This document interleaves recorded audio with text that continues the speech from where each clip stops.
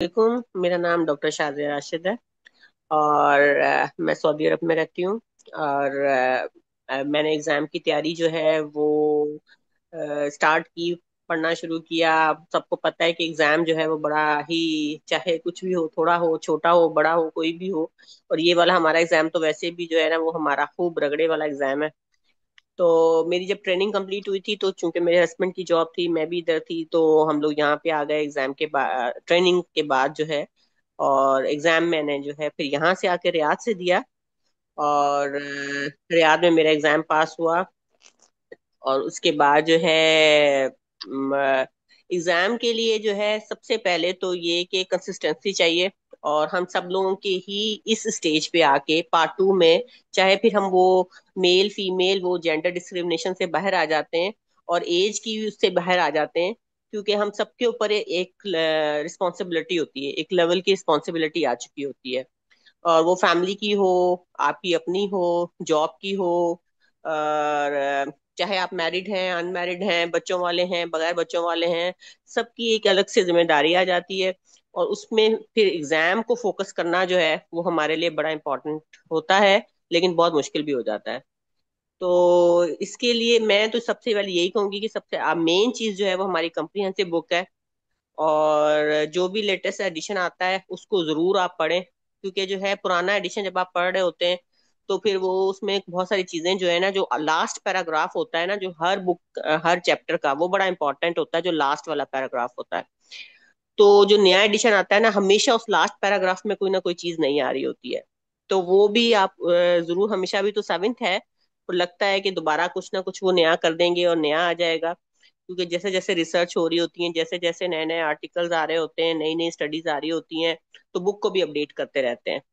तो मेन चीज है, आप कंप्रीहेंसिव को बिल्कुल नहीं छोड़ना, इसको ऐसे ही पढ़ना है कि जैसे जो है वो आपने ए से लेके जी तक वर्ड टू वर्ड, अगर जितना आप कोशिश कर सकते हैं ना, इसको समझ के पढ़ें। यानी कि वो पढ़ना सिर्फ रीड वाला पढ़ना नहीं है, इसको अंडरस्टैंड करने वाला पढ़ना है। तो ये डॉक्टर सुनील का ग्रुप बड़ा हेल्पफुल है, इसमें ये आपको फायदा होता है कि आपको ग्रुप वाइज पका पकाया मसाला मिल जाता है आपको, ठीक है ना, इंग्रेडिएंट्स यानी सारे आपको पड़े पता। जिस तरह से हम नहीं रेसिपी देख रहे होते हैं, आप जैसे आजकल कि भाई आप यूट्यूब पे चैनल पे आप देख लें कि ये डालना है, और इस तरह से फिर आपने बनाना खुद है, लेकिन आपको तरीका समझ आ जाता है कि आपने कैसे करना है। और वो हर एक का फिर बनाने का तरीका भी अलग होता है, जायका भी हर एक के हाथ का अलग होता है, इसी तरह से स्टडी का तरीका भी हर एक का अपना होता है। जैसे आप लोगों ने जीएन यहाँ से किया, तो अब जीएन जब कवर करेंगे तो आप खुद से भी पढ़ें। ठीक है, ये वाली लेक्चर सब आपको बहुत हेल्पफुल मिलती है, ये आपको सारा डॉक्टर सुनील के लेक्चर से निचोड़ मिल जाता है, सारी रिसर्च भी मिल जाती है, लेटेस्ट गाइडलाइन भी मिल जाती हैं, ट्रायल्स भी मिल जाती हैं आपको। फिर इसके बाद आपके जो है ये मॉक एग्जाम भी होंगे, ये भी आपको हेल्पफुल होंगे बहुत ज्यादा। और इसके साथ ये करें कि बुक को नहीं छोड़ें। डेली वो चीज आप जब यहाँ से जो सुन रहे हैं वही चैप्टर बुक से निकाल कर दोबारा करेंगे तो आपको उतना अच्छा रहेगा, याद रहेगा। साथ में एमसीक्यू जरूर करें, थ्योरी वाले के लिए खास तौर पे।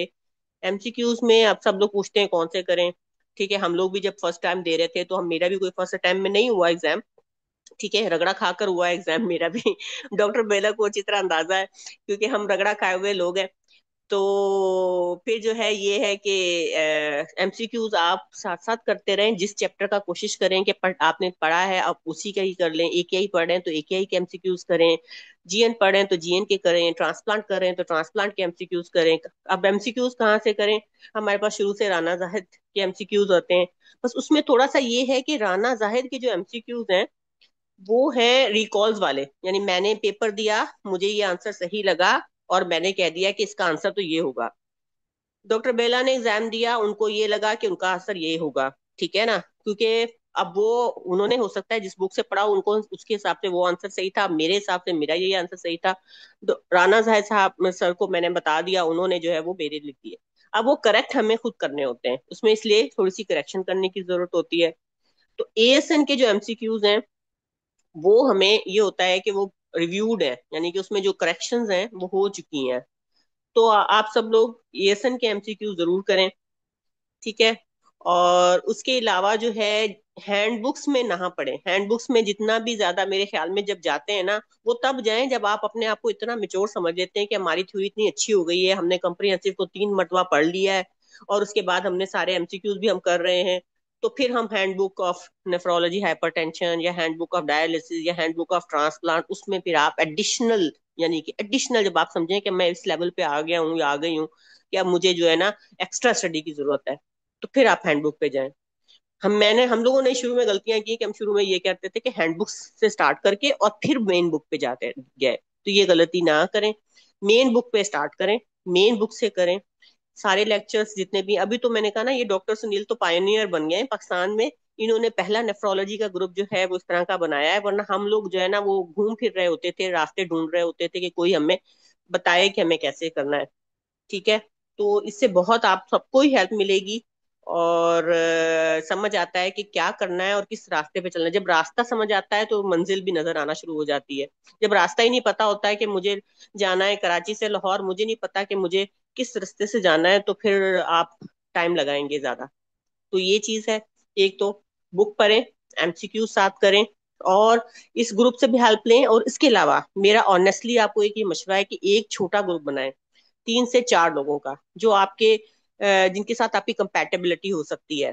तो उससे क्या होगा कि आप वो थोड़ा सा भी टाइम रखेंगे ना उन 3 4 लोगों के साथ, तो आपकी जो दूसरी क्वेरीज हैं या जो चीजें हैं जो आप नहीं, इतने सब ग्रुप में आप हेजिटेट करते हैं पूछते हुए या फिर इस तरह से, तो वो आप अपनी वो क्वेरीज वहां पे सॉल्व कर सकते हैं। वो चीजें आप वहां पे कर सकते हैं। फिर आपको नहीं समझ आता, आप इस ग्रुप में लेकर आए। हम एमसीक्यूज हम क्या करते थे, हमें नहीं समझ आते थे, हम यहाँ पे डिस्कस करते थे। डॉक्टर सुनील को भी नहीं समझ आते थे, वो आगे किसी से पूछते थे। तो इसी तरह से, क्योंकि लर्निंग तो ऐसे ही है, एक हाथ से दूसरे हाथ, दूसरे हाथ से तीसरे हाथ, ऐसे ही जारी होती है। ठीक है, नो वन इज परफेक्ट, और मेडिसिन तो है ही ऐसी। ठीक है, तो इसमें हम सब लोग एक दूसरे से सीख रहे होते थे। तो हमें इस ग्रुप से बहुत फायदा हुआ है, इंशाल्लाह आप सबको भी होगा। लेकिन जो है, तैरना सबने खुद अपना ही है, और मंजिल पे पहुंचना भी, उसके लिए जदोजहद सबको अपनी करनी पड़ेगी। टाइम दें, जितना दे सकते हैं, जितना दे सकते हैं। मैं ये कह रही हूँ कि इस एज पे हम आकर, या इस स्टेज पे आकर, हम सब की जो रिस्पॉन्सिबिलिटीज होती हैं, हर एक की अपनी अपनी है, वो सारे इश्यूज को साथ में रख के लेके चलना होता है। और ये मत सोचें कि किसी ने पहली अटेम्प्ट में किया, किसी ने दूसरी में किया, किसी ने तीसरी में किया। कोई नहीं पूछेगा बाद में आपसे जब आपका एग्जाम हो जाता है। बस फोकस रहें, अल्लाह पे यकीन रखें, अल्लाह से मदद मांगें। जहाँ पे मुश्किल आती है वहां पे सब लोगों से पूछें। ये हमें एक प्लेटफॉर्म अच्छा मिल गया है। ठीक है, इससे आपको थ्योरी में भी हेल्प मिलेगी, टॉक्स तो बहुत ही ज्यादा। टॉक्स में मैंने तो लिटरली कुछ नहीं किया था सिवाय डॉक्टर सुनील की स्लाइड्स के। उसके बाद क्लिनिकल आपका अपना आता है, क्लिनिकल की भी यहाँ क्लासेस होंगी, लेकिन क्लिनिकल आपको खुद से बहुत करना पड़ेगा। अपनी अपने हिसाब से खुद से जितनी आप प्रैक्टिस करेंगे, जितने आप पेशेंट्स देखेंगे, जितनी आप ज्यादा जो है वो केसेस के ऊपर ग्रिप रखेंगे, उतना ज्यादा आपको हेल्प होगी, उतना अच्छा होगा।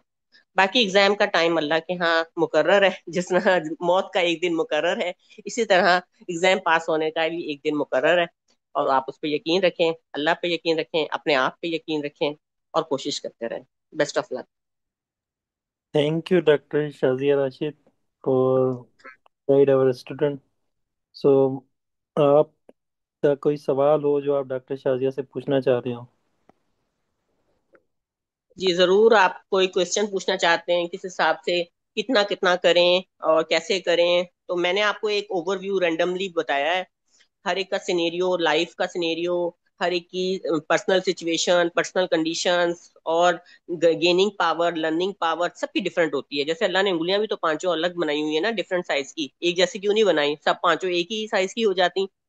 लेकिन इन सबका अपना अपना रोल है ना, इसी तरह से हम सब इंसानों को भी अल्लाह ने मुख्तलिफ बनाया हुआ है। हर एक ने अपने अपने हिसाब से सीखना है, अपने अपने हिसाब से करना है, अपनी जिंदगी को अपने हिसाब से लेके चलना है।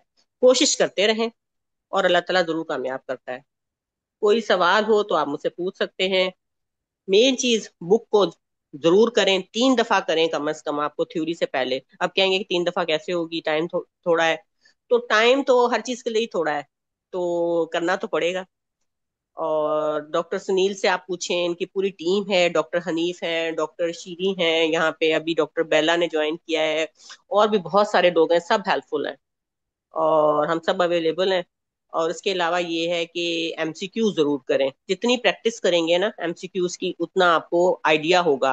एज इट इज नहीं होता कि आप समझेंगे as it is, as it is 5% या 6% एज इट इज भी बाजुकात एमसीक्यूज आ जाते हैं। मैं आपको ये बता दूं कि सेम एज टू, आपको लगता है कि सेम ये वाला था, लेकिन 90-95% आपको प्रैक्टिस से ही वो न्यू चीजें ही होती हैं जो आपको करनी पड़ती हैं। तो करें कोशिश, पढ़ते रहें, सोच, और मेजर ग्रुप से भी इस फायदे से लें और एक छोटा स्मॉल ग्रुप जरूर बनाएं। मुझे तो ये जरूरी है इसलिए क्योंकि जो आप जिस तरह से जो टाइम लगा